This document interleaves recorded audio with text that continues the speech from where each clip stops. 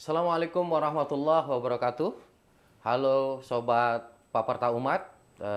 Ketemu lagi hari ini di ruang podcast Paperta Umat, di mana hari ini kita akan melanjutkan seri-seri podcast yang kita sudah selenggarakan dengan 3 seri. Dan di seri ketiga ini kita mengambil tema tentang optimalisasi lahan kering sebagai solusi budidaya pertanian berkelanjutan. Dengan tagline Paperta Umat, Islami, Unggul, dan Berdaya Saing. Hari ini, di seri ketiga ini, kita kedatangan tamu istimewa, seorang guru besar, kemudian akademisi teladan. Ini saya belajar banyak dari beliau, ahli ilmu tanah, ahli lahan kering, dan saat ini sedang mengembangkan porang dan sorghum untuk pengelolaan budidaya lahan kering. Beliau adalah Prof. Insinyur Suwarji MAPP SC PhD. Assalamualaikum warahmatullahi wabarakatuh. Waalaikumsalam. Beliau pernah menjabat sebagai Wakil Rektor 4 di Universitas Mataram dan saat ini berkecimpung mengembangkan budidaya porang dan sorghum untuk wilayah Nusa Tenggara Barat. Assalamualaikum, Prof. Waalaikumsalam warahmatullahi wabarakatuh. Bagaimana kabarnya, Prof? Pak Buti sehat, alhamdulillah tetap bisa membantu. Alhamdulillah, terima kasih atas waktunya. Sehat, gitu ya. Sudah disempatkan ke sini, Prof. Ya. Iya. Baik, Prof, seri ketiga ini tidak kalah menarik temanya dari seri-seri sebelumnya. Bila kita melihat dan membaca keterkaitan antara karya-karya ilmiah yang sudah Prof tulis dengan materi kita kali ini, maka ini sangat relevan. Kami pernah membaca bukunya Prof tentang pengelolaan sumber daya lahan kering.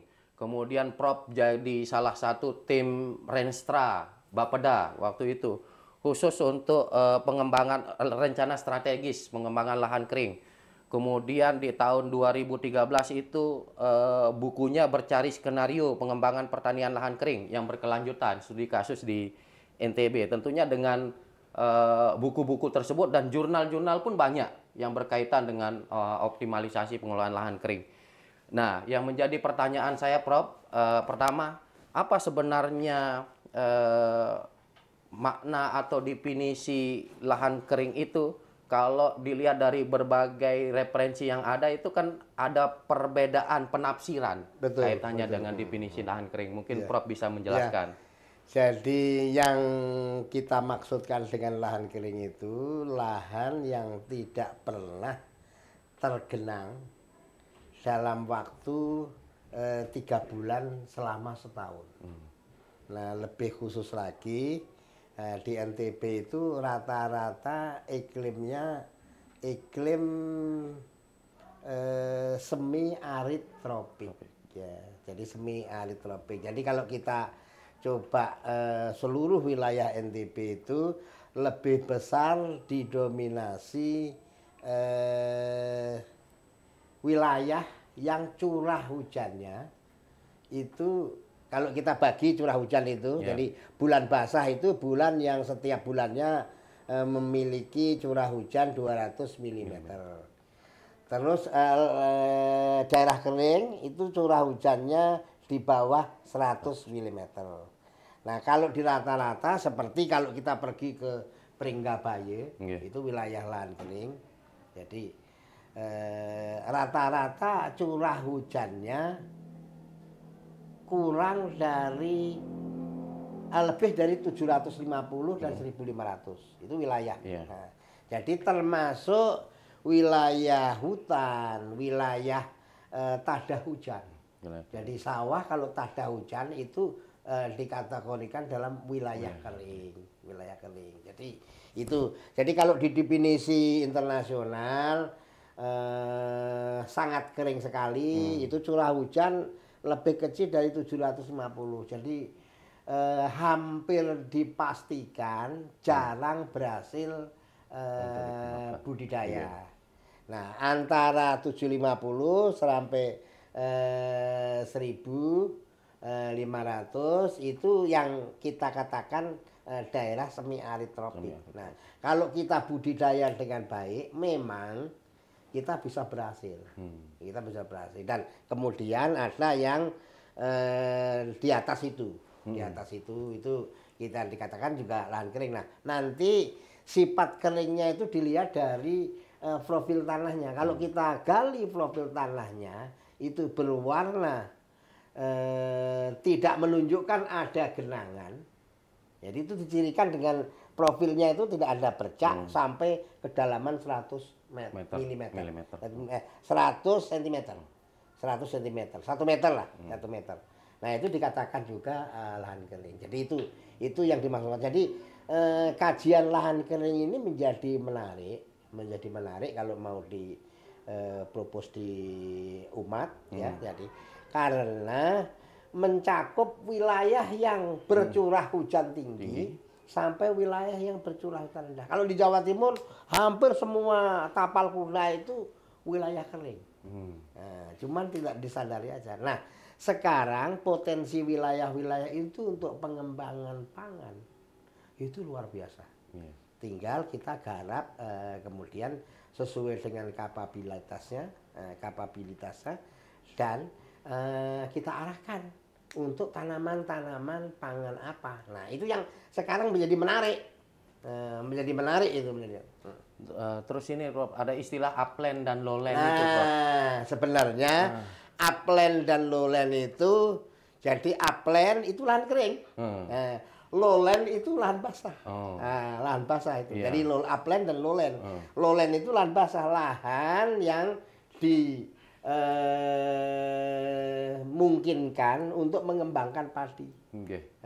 Kalau di lahan kering, ya memang tidak memungkinkan untuk ditanam padi, kecuali padi gogo. Padi gogo itu padi yang tumbuh dan sekarang lagi digalakkan. Kemarin saya ke Tabanan di Bali, jadi ada daerah-daerah yang lereng-lereng itu dikembangkan padi lokal. Nah, harganya juga bagus. Saya merasakan berasnya itu lain. Apalagi dia organik. Berasnya itu lain. Jadi padi itu dikasih sambal, jadi garamnya tapi jangan dicampur ya. Itu sunnah itu, sunnah. Makanya kita itu tidak ngerti. Jadi jangan, sebenarnya garam itu obat. Ya, tapi sekarang menjadi bahan yang dihindari karena darah tinggi. Nah, jadi ini garam itu sendiri obat.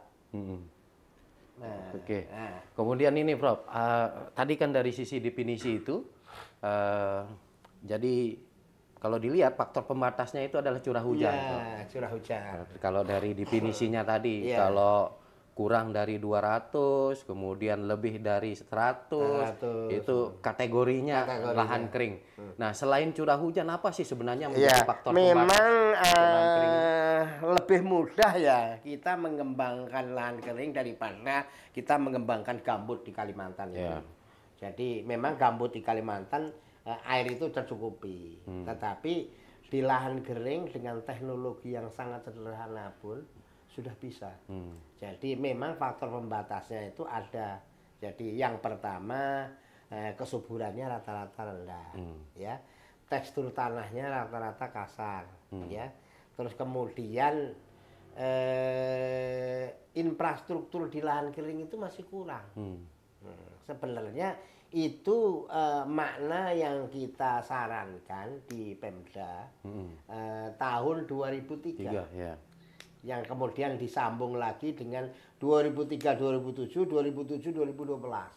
Sebenarnya itu zaman-zamannya kita mengoptimalisasikan pemanfaatan lahan kering. Nah, memang ini ya, kalau mengoptimalkan itu harus ada yang membuat industri, mengindustrialisasikan.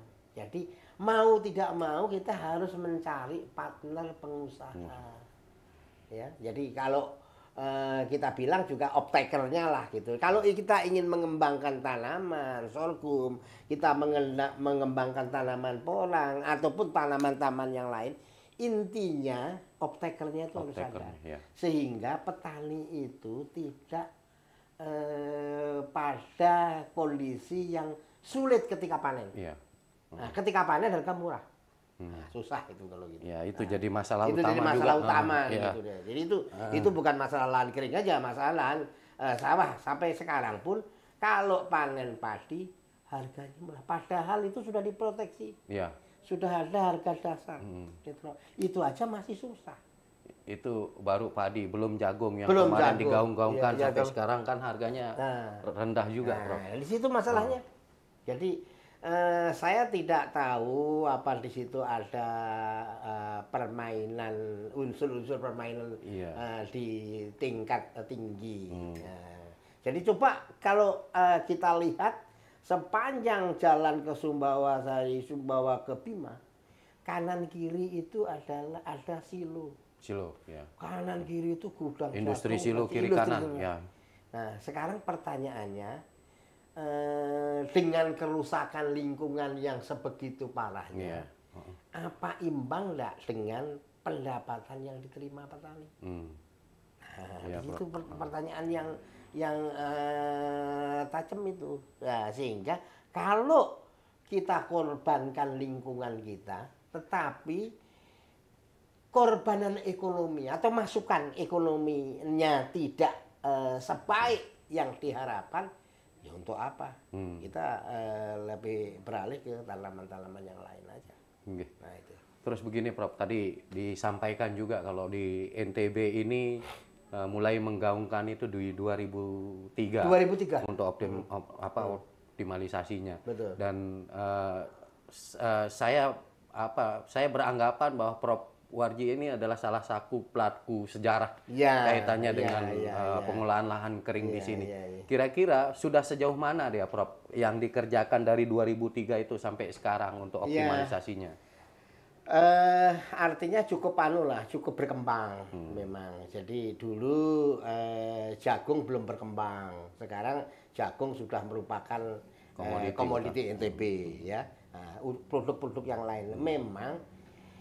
Sekarang ini yang kurang itu adalah keberpihakan pemerintah. Jadi kalau pertanian itu memberi kontribusi besar terhadap PDRB, di bawahnya pertambangan, di bawahnya lagi yang lain, nah, mestinya pertanian mendapat pendanaan yang sesuai. Nah, itu di situ.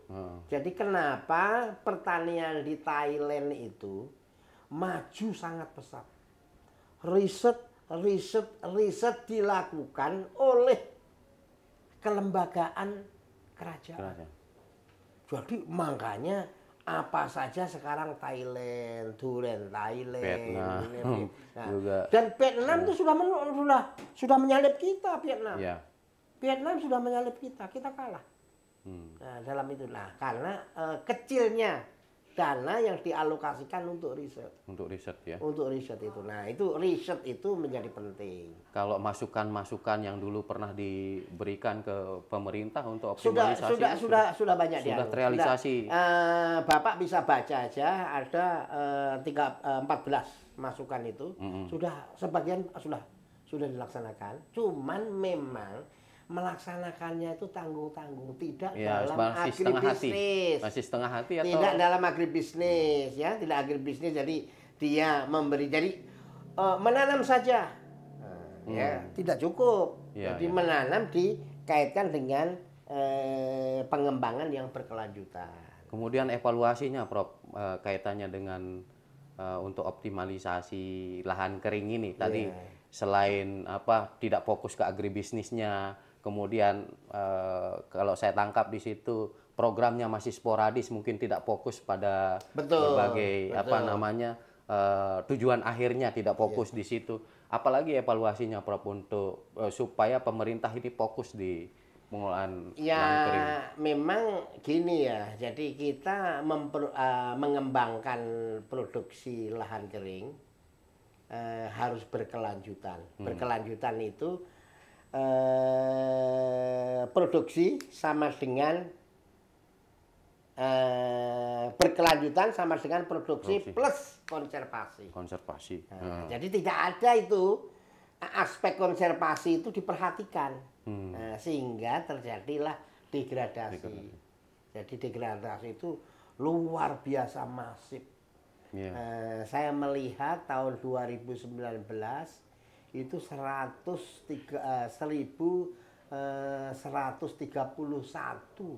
hutan terbakar atau dibakar untuk pengembangan jagung. Nah itu, jadi mulai dari Sumbawa, Dompu, Ambalawi ke sana itu sudah areal jagung. Sudah alih fungsi, Prof. Sudah alih yang fungsi. Tadi tanaman tahunan yang ditanam sekarang sudah jadi berubah menjadi tanaman disitulah musim. mestinya dipikirkan ulang itu. Jadi mengembalikan. Mengembalikan jauh lebih sulit. Jadi menghutankan kembali itu bukan hal yang gampang. Jadi hutankan kembali itu bukan. Nah sekarang ini untuk kepentingan politik, misalnya dia berjanji, oke, nanti kalau saya menang, hutan itu bisa dijadikan area politik. Padahal semua ada di lereng-lereng lebih besar dari 15%. Nah, boleh sudah. Tidak direkomendasikan. Nah, tidak direkomendasikan. Nah, makanya riset saya tidak di jagung lagi. Jadi waktu Pak Mas Budi kuliah itu masih di jagung. Masih di jagung. Kemudian setelah itu sudah mengarah ke sorghum, mengarah ke porang yang bisa hidup di bawah naungan. Mencari solusinya. Oke, terus begini Prof, strateginya dalam pengembangan lahan kering itu seperti apa? Dari industri hulunya sampai ke hilirnya, supaya tuntas ini. Betul.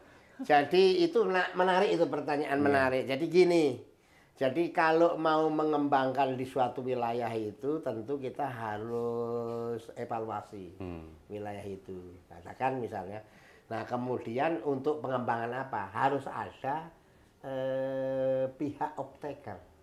Nah, yang nanti mau mengambil itu. Contohnya kemarin kita mulai awal saja tanam sorghum. Di 30 hektar di Lombok Tengah, yaitu BWS yang menanam. Kemudian ada off-takernya. Jadi saat itu biji asli itu diambil 6,5. Jadi kan lebih mahal daripada jagung. Nah itu aja. Nah itu jagung 4.000, Prof. Nah makanya kalau dia mendapatkan nilai tambah yang lebih, dia petani itu mesti perlu. Nah tentu penggarapan itu perwilayahan nanti. Jadi perwilayahannya, kalau yang di atas lereng gunung itu kembalikan itu hutan, ditanam di bawahnya bisa porang, bisa dikembangkan yang lain. Nah, jadi sistem integrasi saya rasa itu merupakan sistem yang bagus. Pakai strip cropping juga. Nah, bisa itu, bisa kalau di Sumbawa itu yang sudah dianukan jambu mente dengan jagung. Nah, itu di alley cropping. Nah, sehingga dia dapat inputnya dari daun jambu mente. Nah, tinggi kadar haranya itu. Tinggi kadar haranya. Tinggi kadar haranya. Nah, di situ sehingga juga tidak memerlukan pupuk kimia yang tinggi. Ya, itu tidak membutuhkan pupuk kimia yang tinggi sekali. Akhirnya kita yang tuju kan pertanian rendah masukan dari luar. Nah, artinya mengandalkan siklus pendauran in situ. Nah, itulah dapat berkelanjutan. Nah, intinya ya produksi plus konservasi. Jadi agribisnis itu produksi plus konservasi harus ada. Nah, dianukan lah, jadi dianggarkan atau itu bagian dari zakat. Nah, kalau zakat itu rata-rata 2,5% Pak Budi, mungkin 5% itu layak diterima oleh siapalah nanti yang mengelola zakat itu untuk perbaikan kualitas. Sekarang kita dalam masalah besar. Jadi kerusakan lingkungan sudah sangat masif. Nah ini juga Prof, lahan-lahan kita, kalau lahan kering itu mungkin mudah untuk kita benahi, karena belum terkontaminasi, kan belum dikelola secara baik oleh petani. Di satu sisi ada lahan basah yang itu terkontaminasi, Prof. Kadar anorganiknya tinggi. Nah, ada keinginan pemerintah itu untuk kembali lagi mengembangkan pertanian organik. Ya, Prof ya, pertanian organik. Mungkin kalau dari sisi optimalisasi lahan kering, kontribusi pertanian organik ini bisa menjembatani masalah tadi konservasi Ya, tadi, Prof. bisa menjembatani. Gini, memang katakanlah kalau di NTB itu belum terlalu parah. Jadi kalau toh rusak belum terlalu parah. Jadi di Jawa itu diperlukan waktu lebih 8-10 tahun untuk mengembalikan itu dan menjadi organik. Ya, nah itu dia gampang itu. Nah sekarang pupuk-pupuk yang sudah kita gunakan itu banyak, tetapi tidak dimanfaatkan semuanya di dalam tanah. Iya. Nah, itu bisa kita tambang pakai teknologi biologi. Ya. Begitu juga ureanya. Jadi tanah-tanah ini sudah begitu keras ya. Jadi keras, mampat ya, karena kelebihan bahan kimia. Sampai kalau dicangkul itu, cangkulnya gini. Ya, jadi balas Lepas, dia. Balas dia. Mental. Mental dia. Nah, mental itu cirinya bahwa tanah-tanah itu sudah rusak. Karena apa? Rendah bahan organik. Iya. Jadi untuk mengembalikan ini ada fenomena yang menarik ini untuk rendah bahan organik itu. Contoh di lahan tembakau sekarang jamur sudah merajalela. Nah, jamur sudah merajalela itu di lahan kering itu. Di lahan kering itu jamur sudah merajalela. Karena apa? Karena pupuknya sudah pupuk yang Tokcer itu, betul, bagus. Pestisidanya yang Tokcer itu. Nah, sekarang di dalam tanah sudah bahan organiknya menurun. Sampai ke titik yang rendah. Sehingga akibatnya apa? pH tanah menurun. pH tanah menurun, kalau sudah sampai di bawah 5 mulai jamur. Nah, makanya banyak sekarang ini yang tanam tembakau akarnya mulai dimakan. Nah, itu. Jadi solusinya bukan memberi fungisida, ya, bukan memberi kapur, tapi menambahkan atau mengelola bahan organik dari sisa-sisa tanaman itu, gitu. Nah, itu solusinya. Kalau solusi tadi mengkapur, bisa merusak lingkungan karena kapur itu nanti bisa tercuci menjadi limbah. Kalau sampai ke laut merusak terumbu karang. Iya. Nah itu terjadi di Kalimantan itu. Terjadi di Kalimantan karena di kapur dia untuk pihaknya. Ini sebenarnya orang-orang Dayak itu sudah mempraktekkan itu. Bagaimana caranya bertanam di tanah gambut, ya, yang pH-nya rendah, yang kalium, aluminium aktifnya tinggi. Dia menggunakan sisa-sisa tanaman yang dibakar. Nah, jadi itu diterapkan saja, dia bisa menghasilkan jagung yang tinggi. Yeah. Nah, jadi jangan menggunakan memang mengkapur. Mengkapur itu solusi tetapi menyebabkan masalah. Masalah ke depan. Masalah ke depan. Kalau gitu. dalam jangka waktu pendek mungkin bisa mengatasi. Betul. Mengatasi dalam pendek mengatasi masalah. Jadi mengatasi masalah yang tanpa masalah. Nah, itu katanya penggantian. Mengatasi masalah yang tanpa masalah itu. Jadi cari sumber penyebabnya. Sumber penyebabnya. Ini kemudian Prof, kaitannya dengan pengalaman Profesor dari awal mengelola lahan kering sampai dengan sekarang, apa-apa yang sudah Profesor lakukan? Jadi contohnya kan di lab kita itu di utara itu. Jadi dari tanah pasiran. Jadi di awal tahun pertama tidak ada. Jadi kita terapkan saja biocat. Biocat itu bahan dibakar tetapi dalam kondisi reduksi. Jadi kayak orang membuat arang itu loh. Arang itu ditutup ke tanah, dibakar. Nah itu diterapkan. Nah setelah lebih 10 tahun subur sekali. Sekarang Nah, di sekarang Lombok subur Utara sekali itu. di Lombok Utara. Itu mau ditanam apa saja subur sekali. Jadi kemarin kita coba cabai, jadi luar biasa. Cabai luar biasa. Tapi gini, cabai itu memang saat-saat tertentu yang mahal. Nah, jadi kita bagi 10 bulan, bulan ini kita tanam, bulan ini kita tanam, bulan ini tanam. Ada di satu periode itu yang terima 1 kilo 100 loh.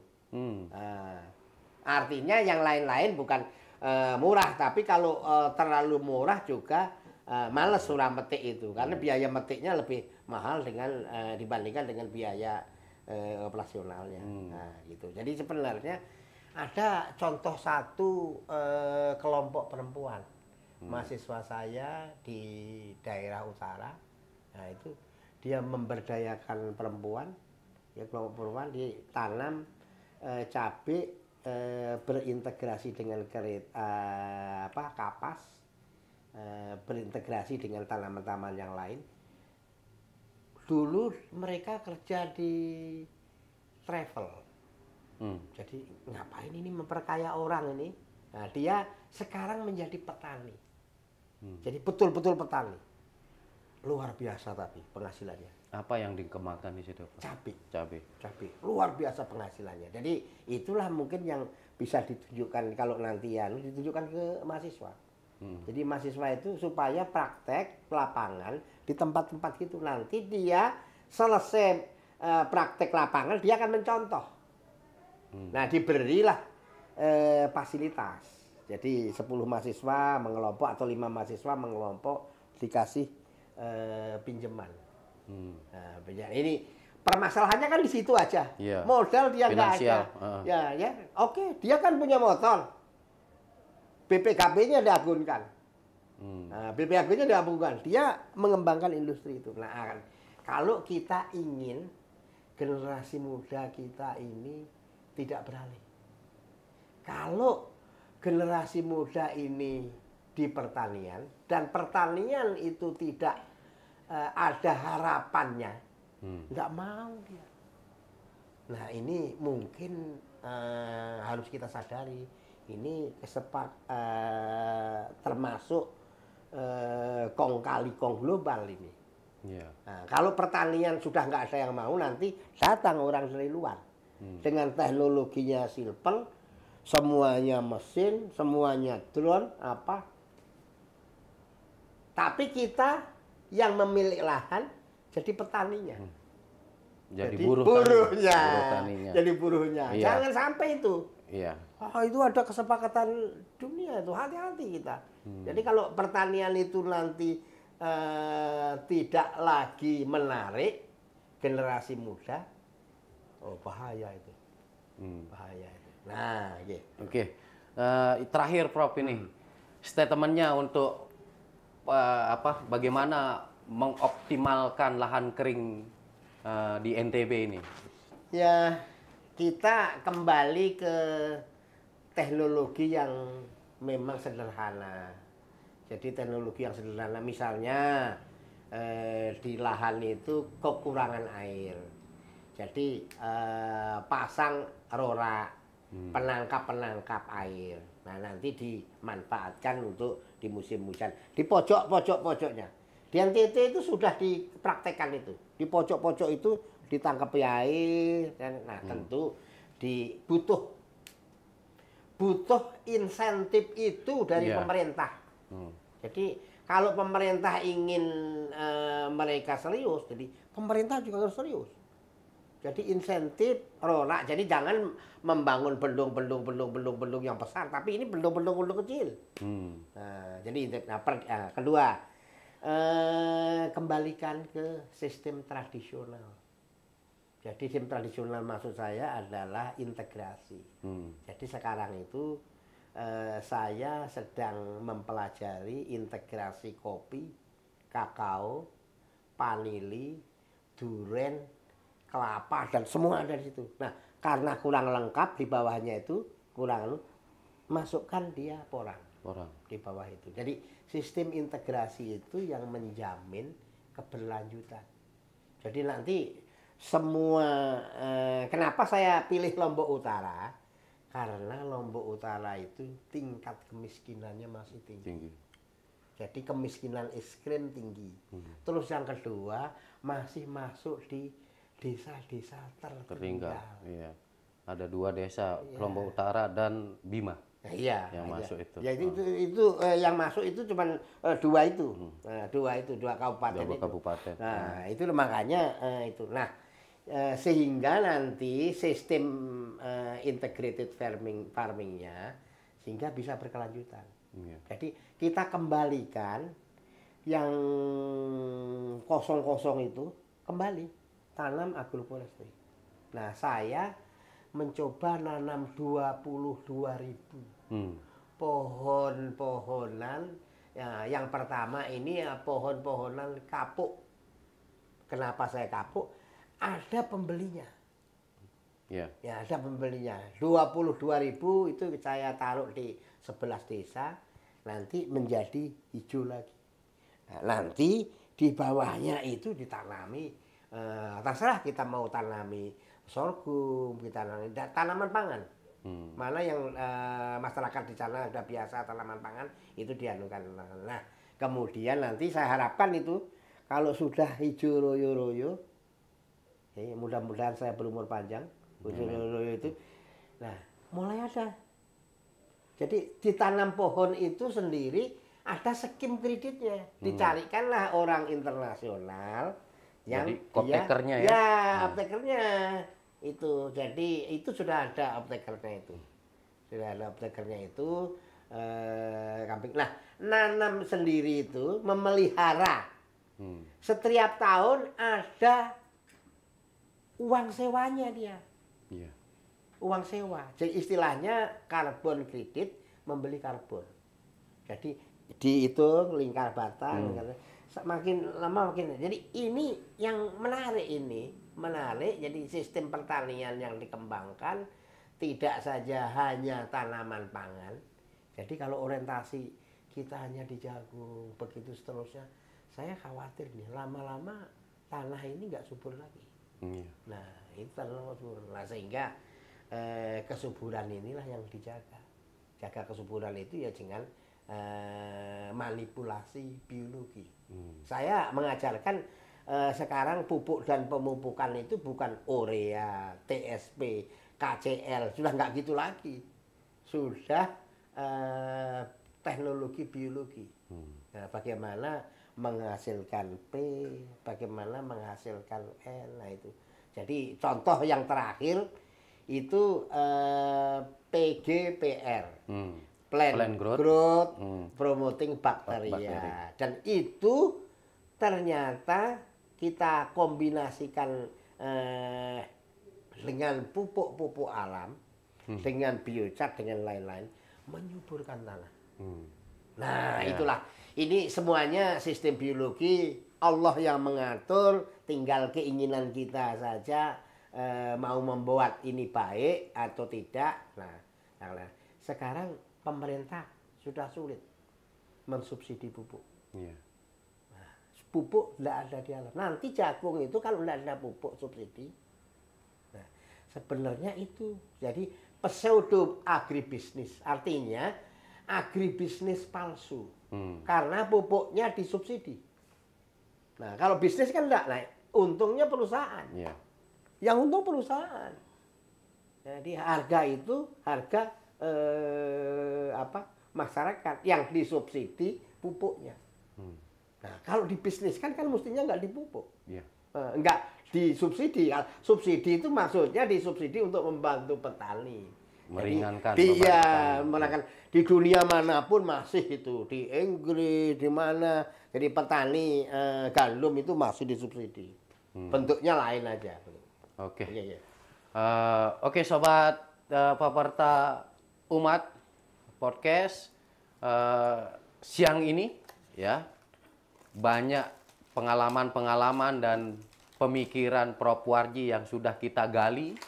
Semoga apa yang tadi kita bicarakan, tadi kita ulas itu memberikan sebuah hasanah baru untuk pengetahuan kita khususnya pemikiran kita secara teoritis dan tadi juga pengalaman-pengalaman beliau yang bisa kita aplikasikan di masyarakat.